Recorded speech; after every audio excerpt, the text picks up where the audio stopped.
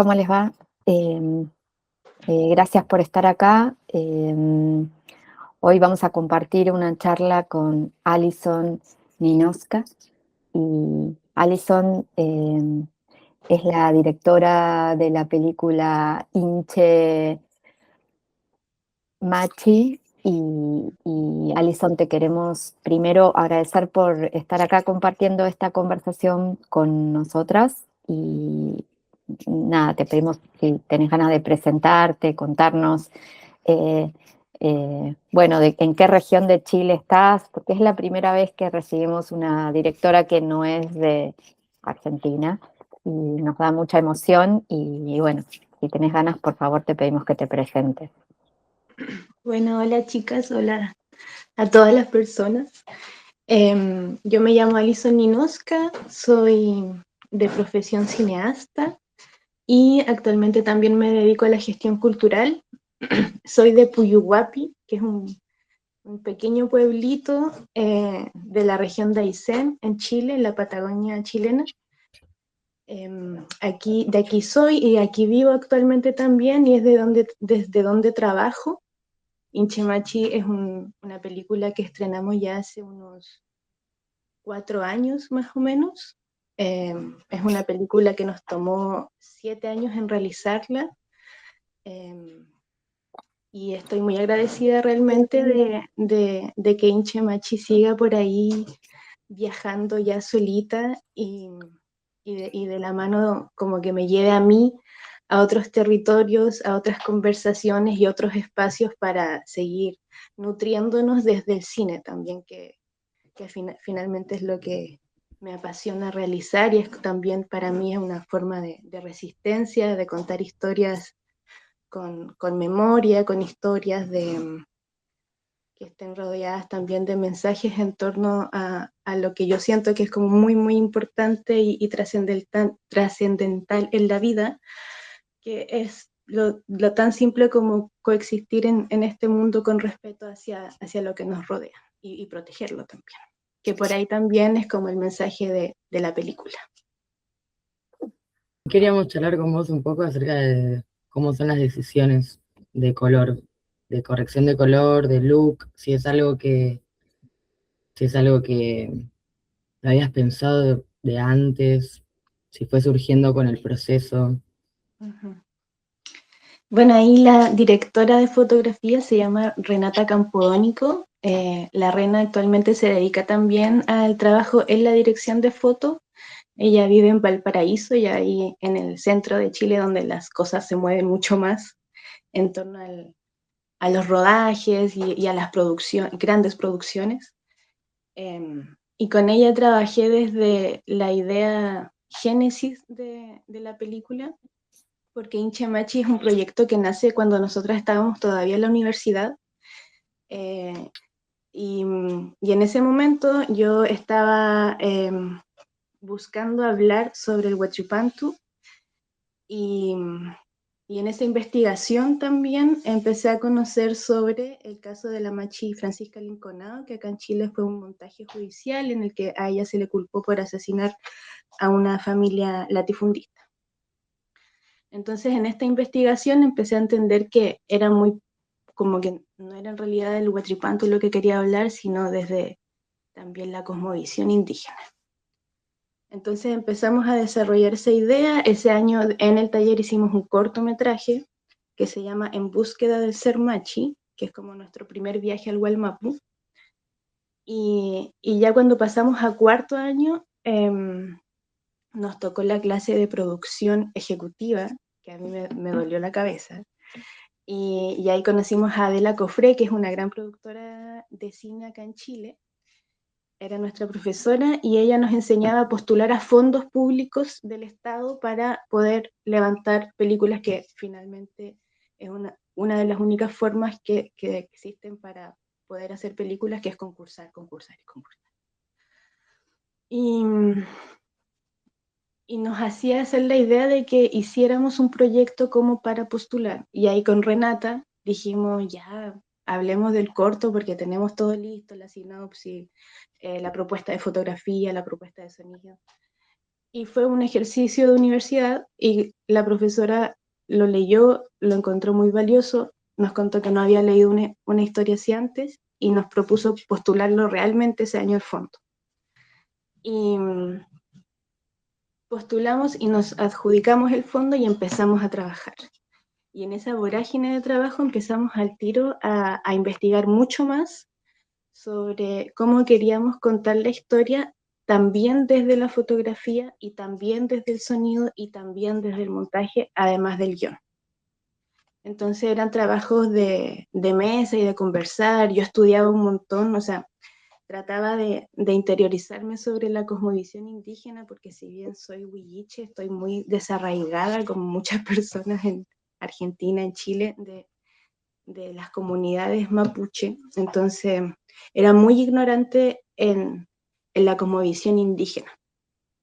Entonces empecé a interiorizarme en eso y a entender también cómo esto se vincula con los ciclos de la naturaleza, con los ciclos de la vida, y desde la fotografía empezamos a buscar una forma de narrar, no solamente como lo que íbamos a ir a buscar en la realidad, que eran los relatos de las personas machi y el relato de vida de las personas machi, que es algo muy importante y privado también, sino cómo vinculábamos esta historia humana con todo el otro, con todo lo otro que íbamos a grabar, porque la película está completamente narrada en off. Entonces nos oponíamos a mostrar caras de las personas que nos diesen sus historias. Y entonces era como buscar en la imagen la representación de la historia de vida. Y en eso empezamos a vincular los diferentes momentos de la naturaleza con los diferentes momentos de la vida. Entonces, como ampliamente el otoño, primavera, verano, invierno, y cada eso también tenía un color, y cada color también se vinculaba de alguna forma con la etapa de la vida. Entonces la primavera, que es cuando la naturaleza se renueva y vuelve a nacer y vuelve a brotar, nos íbamos con el color más cafecito y más amarillo que, o sea, más café en realidad, que era como dar más calidez también a esa etapa de la vida que es como la inocencia, la pureza. Y así vamos como relacionando los diferentes como colores también como con una etapa psicológica que los personajes pudiesen irnos narrando. Todo eso desde la imaginación, porque luego uno se enfrenta a la realidad en el documental y todo como que vuelve a reestructurarse, pero ya luego trabajando en la post de color, éramos mucho más como quisquillosas con que es que aquí necesitamos el cambio de color y que, bueno, como ambas somos del sur, también estamos muy como conectadas con los cambios que hace realmente la naturaleza y el invierno, por ejemplo, es súper azul, eh, el verano se siente muy amarillo, la primavera es como una calidez cafecita y íbamos reflexionando también como en estas sensaciones que a nosotras como cómo nos conectábamos con eso, tratando de recordar qué sentimos cuándo, porque todo esto trabajando también desde Valparaíso, que es una ciudad porteña, que está rodeada de casas y cerros y de gente y edificios y muy pocos árboles, entonces muy pocos ciclos de la naturaleza alrededor nuestra, entonces como con Renata, buscando en nuestros recuerdos más familiares de nuestra niñez en la naturaleza, y así fue como fuimos conectando con los colores para ir pintando la película y en el fondo, como decía, que cada capa fuese contando también algo. También eso estaba muy pensado en torno como cuando nosotras realmente nos enfrentamos a esa realidad, porque realmente ir a Huelmapu y ver como la invasión industrial y extractivista que rodea los bosques nativos es un dolor muy, muy fuerte, una sensación también como de mareo, como de ¿qué está pasando aquí? No entiendo nada y esto lleva un montón de años. Y a la vez también como el discurso que una siempre tiene, que la ciudad es súper gris. Y es porque sí, realmente la ciudad es súper gris. Y si no es tan gris, es justamente gracias al arte y los murales y como las personas y su ropa, no sé. Pero como todo es mucho cemento, entonces sin duda como que queríamos que se note también eso en lo visual. Y respecto a los quiebres y a este trabajo de montaje, también esa fue una decisión ética desde el inicio, o sea, la película siempre fue imaginada así. Porque de pronto por ahí me ha pasado que personas me dicen como, ¿qué pasó? ¿Por qué no pusieron como a las personas? Como esto fue una solución de montaje, que también podría haber pasado. Y no, es una decisión del guión. Entonces, la referencia más grande que tengo para haber imaginado audiovisualmente la película son dos grandes obras. Una es de una de mis directoras favoritas que se llama Tatiana Hueso, que es una cineasta mexicana.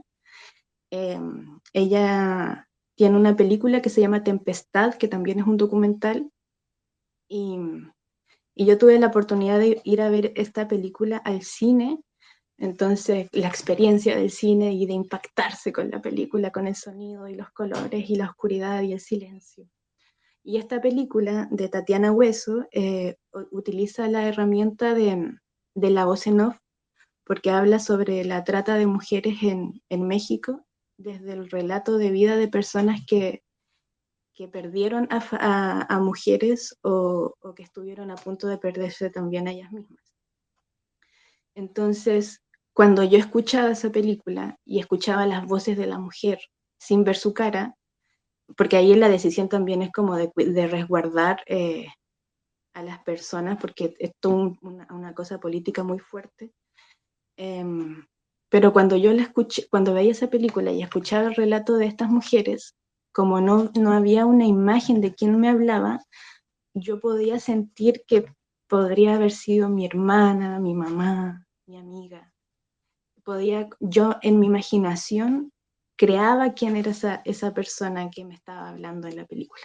Y esa sensación que me dio a mí cuando la vi, dije, no, esto tiene que ser como las personas machi. Igual hay un estereotipo de quién es la persona machi, que suele ser una mujer anciana, con sus pañuelos, ¿verdad? Con el chaguay, como con ese imaginario, pero en la búsqueda también de ir conociendo a las personas en las comunidades, conocimos también al Machi Henry, que él es un machi hombre, que en ese momento él tenía un año menos que yo y estaba enfrentándose a todo el cambio de vida que había tenido él los últimos 4 años de la aceptación de ser machi y de comenzar también a educarse en torno a la cosmovisión, a la lengua.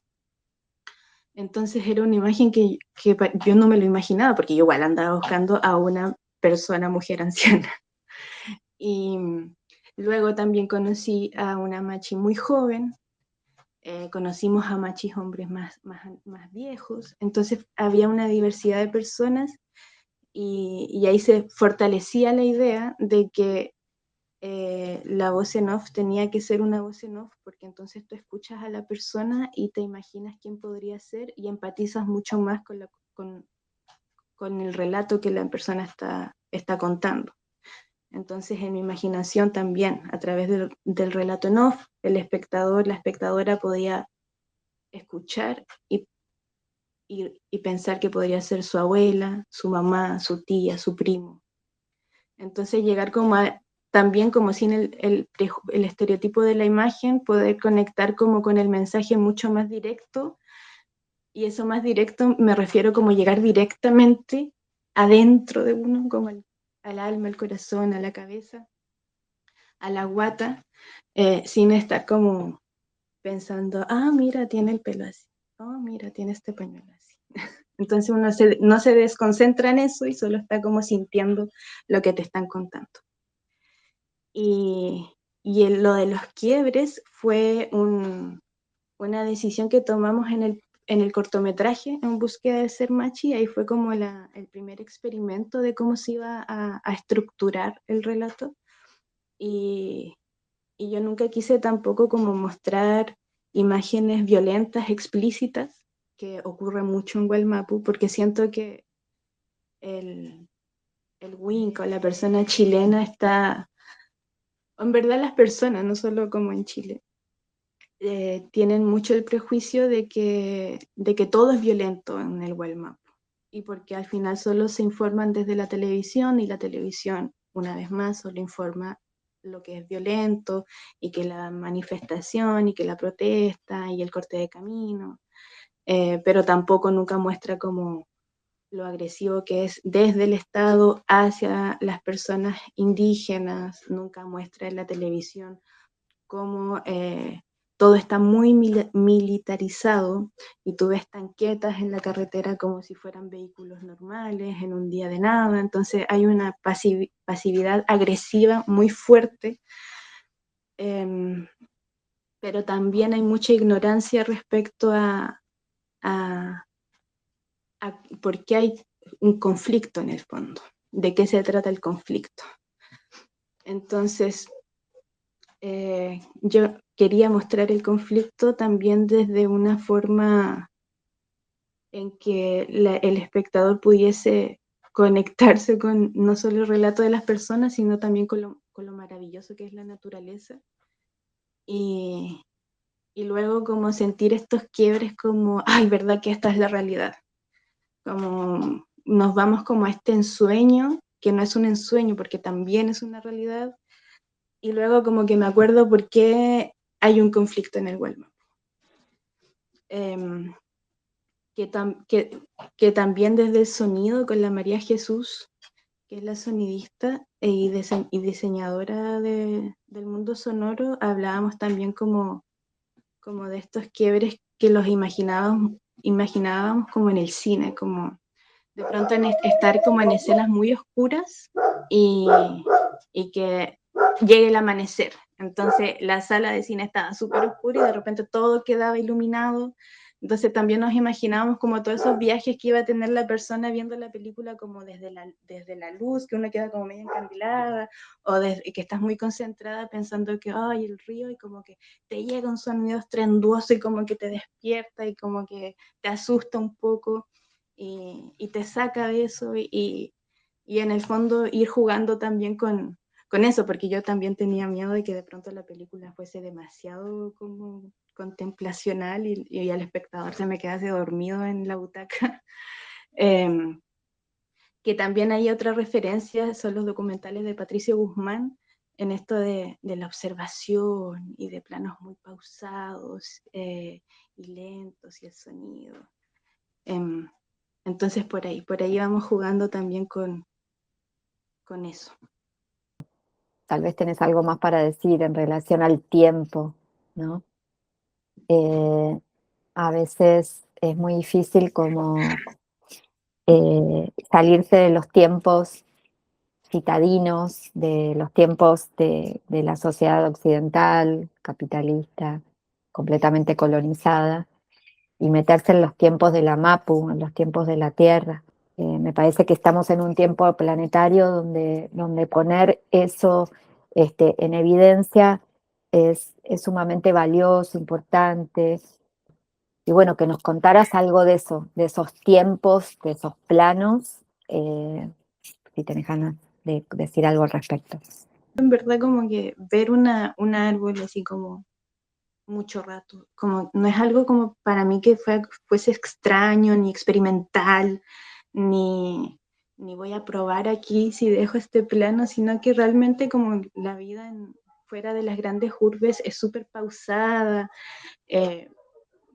Incluso hablo más lento, más bajo, porque no tengo necesidad de estar gritando tanto, ni de estar tan apurada. Entonces, para mí era muy natural ver la película así, y me iba enfrentando como a estas personas que me decían, ¿por qué es tan lenta? Entonces yo igual ahí creo que es importante cuando uno tiene su idea, defenderla también y como convencerse de por qué estás manteniendo esta idea. O sea, mientras una esté segura de lo que quiere transmitir y mostrar, porque igual yo podría haber caído en que ya apresurar todo, porque al final muchas personas me decían que era muy lento. Pero había una decisión también ahí de los tiempos, de esta pausa, de yo también observar cómo eran mis compañeras que viven en la ciudad, eh, y permanecer en esto de convencerme de que hay muy poca gente rural también que quizás hace cine, entonces hay mucha gente de las grandes urbes que está haciendo cine, por eso hay muchas películas muy apuradas. Y reflexionar en torno a eso y observar cine también de personas que de pronto no están ahí como tan conocidas y que hacen películas hermosas, que, que, y buscar como de referencia a eso. ¿Cuál es el objetivo de hacer esta obra, de hacer esta pieza y de hacerla con un grupo de mujeres? La decisión de haber trabajado con mis compañeras es porque literalmente éramos compañeras. Y en eso como azaroso de hacer trabajos como para la universidad, nos unimos todas y ya luego en esto azaroso también que nos toma nuestra productora ejecutiva, que fue nuestra profesora, también mujer, entonces no fue tanto una decisión de yo no querer trabajar con hombres heterosis, sino que éramos todas muy amigas y empezamos a hacer la película un poco sin darnos cuenta que estábamos haciendo una película.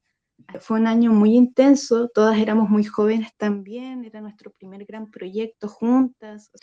Yo tenía la idea y el sueño, tampoco tenía muy claro por qué tenía esta idea y este sueño, pero en ningún momento era como por algo de querer ser la cineasta que va a hacer esta película, como un juego de Lego, sino como yo quiero contar esto porque sentía que había mucha desinformación en torno a la cosmovisión indígena en general, no solo de del pueblo mapuche, sino como cuál es como lo que conecta entre pueblos y pueblos indígenas, como esta conexión y respeto y con la naturaleza, y por qué también eso le molesta tanto al Estado neoliberal en Latinoamérica. Entonces, esa era mi búsqueda, como tratar de utilizar el cine como una herramienta de resistencia en ese momento para mí.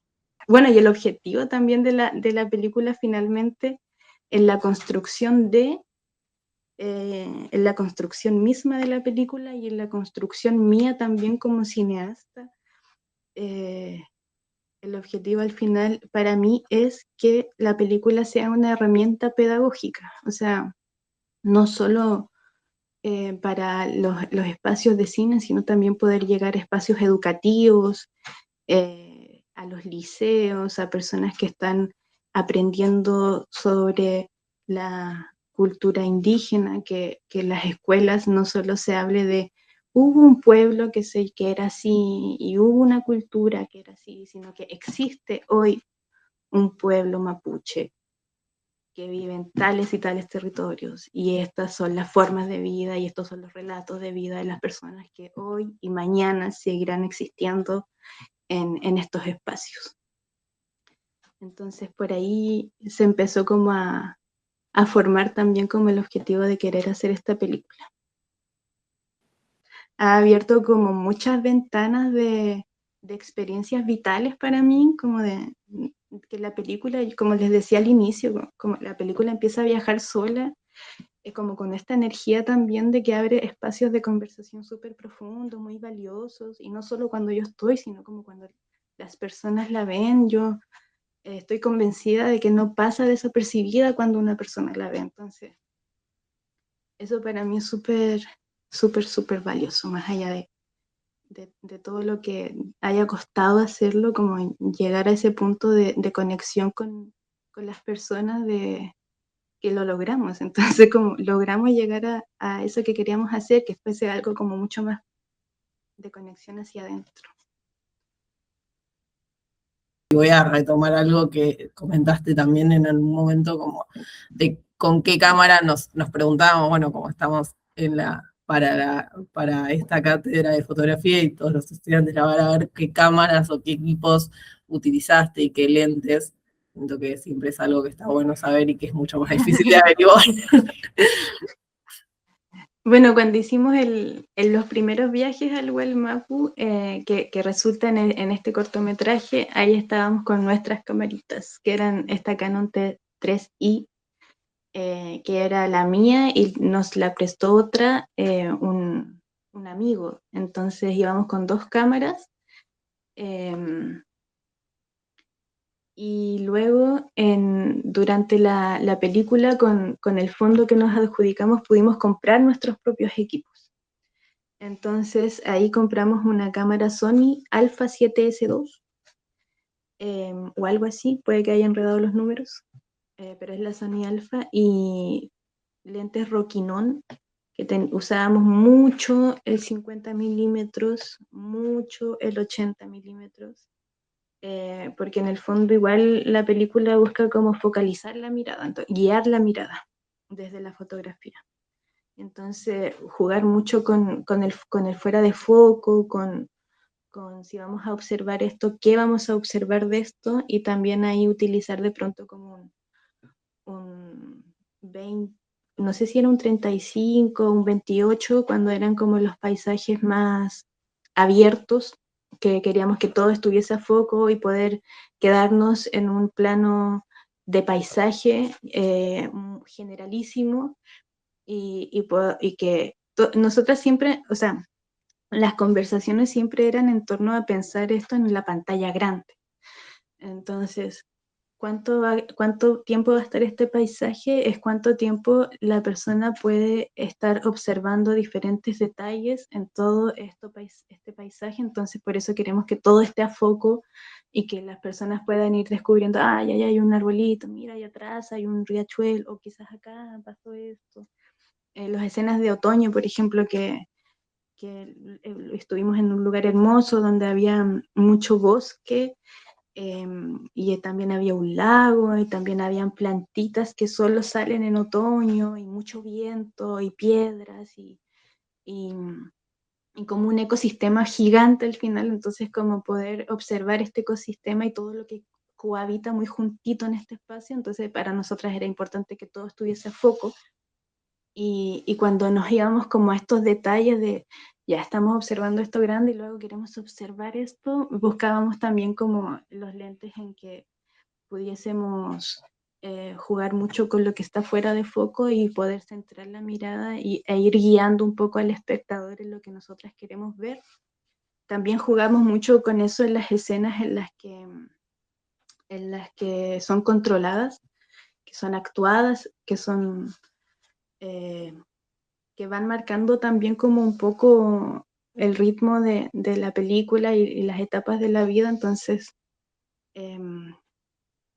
esas escenas actuadas son en general cuando uno conversa con las personas machi fuera de las grabaciones o dentro de las mismas grabaciones, porque toda la película está narrada en Mapuzungún. Yo no hablo Mapuzungún fluido, entiendo algunas cosas, y eso entender también lo aprendí dentro de las mismas grabaciones. Entonces, en ese momento, el trabajo era conversar mucho desde antes, y cuando ya la persona se sintiese en confianza y aceptara realmente querer contarnos algo, y le pedíamos a la persona que en base a todas las conversaciones que habíamos tenido me pudiese contar lo que la persona me quisiese contar. Y Jesús, sonidistas, se dedicaba a grabar y escuchábamos, las machi y el machi nos narraban, nos contaban todo en Mapuzungún, y luego llegábamos a Valparaíso. En Valparaíso igual hay muchas personas mapuche, y una de ellas fue la persona que nos ayudó a traducir los audios. Entonces, esos audios pasaban a texto, lo que la persona me había narrado para la película. Y a partir de esas narraciones, entonces, en el siguiente viaje, con la directora de foto, buscábamos narrar desde la imagen lo que nos habían contado en el audio. Y en eso de pronto hay como narraciones o historias que no se pueden buscar en la realidad, como en nuestro viaje, que era solo una semana por estación, porque también hicimos 4 viajes, uno por cada estación climática. Y entonces ahí se tomaba la decisión de ya, yo le proponía a Renata, por ejemplo, cuando la persona machi busca la WEN, busca la hierba medicinal, esa búsqueda es un poco guiada por un instinto que no es tangible y que no es retratable en una imagen.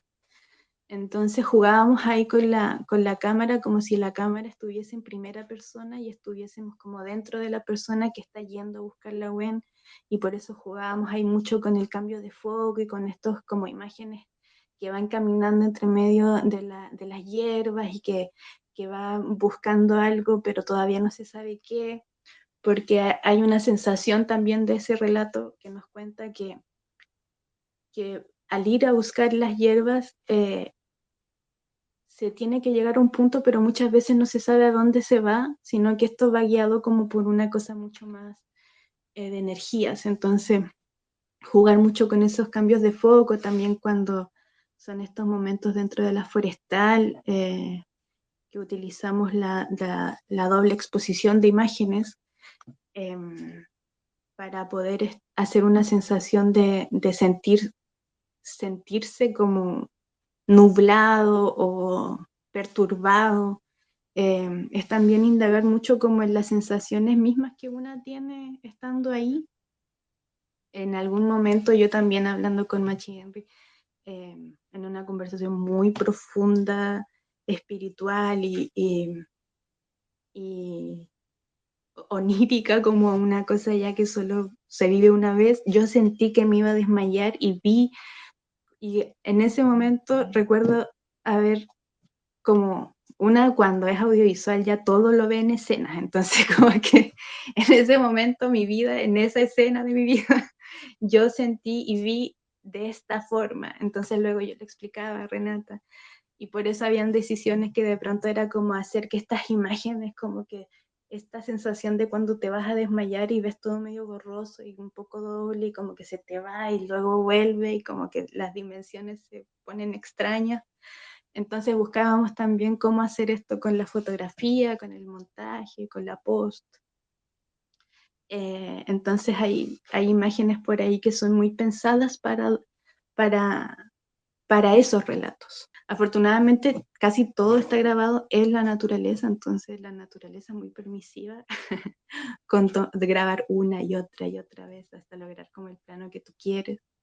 Y también yo como directora siempre acompañaba a Renata en ayudar a observar, siendo conscientes también de que la naturaleza, hablo de la naturaleza como todos los seres que cohabitan, como los pajaritos, que el agua y que el mismo rocío también, no sé, la humedad, la lluvia, el sol, todo tiene diferentes sonidos según como el momento del día. Entonces al amanecer el ruido de los pajaritos despertando era así como una locura, y ya en el atardecer también se escuchan un montón, pero de una forma diferente. Entonces ir como conociendo esos momentos y las sonidistas ya poder ir a buscar eso. Entonces siempre ir con una lista de checklist de ya nos falta esto para el montaje, entonces en el próximo viaje sí o sí tenemos que estar en el atardecer en un lugar así. Muchos planos son con trípode, muchos planos estables, y el juego con la cámara en mano es con un shoulder, que también lo pudimos como adquirir en esto de ganarnos el fondo. La fotografía toma la decisión de no grabar cosas como tan humanas. Por ejemplo, no hay casas de latas, evitamos los cables, no hay postes de luz, no hay vehículos, como tratar de buscar ir limpiando esa imagen con esas decisiones. No sé, gracias por tu sinceridad, ¿no? También, que me parece que es re importante cuando, no sé, a veces uno habla con profesionales, otras, a veces hay informaciones que se quedan ahí guardadas, ¿no? Y vos te súper abriste, así que un agradecimiento enorme por eso. Sí, nada, agradecerte porque fue una charla hermosa, la verdad, un placer conocerte y gracias por brindarnos todo este momento, fue muy lindo.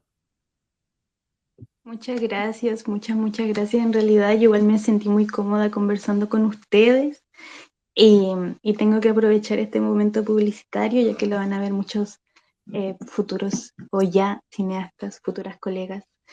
Que este año en la región de Aysén tenemos, o sea, acá estamos levantando un festival de cine como muy nuevito, en el que soy la directora artística y se llama Efímera Festival de Cine Itinerante, que lo vamos a estrenar ahora en octubre. En 2 semanas sale la convocatoria oficial y vamos a abrir las redes sociales y todo el tema.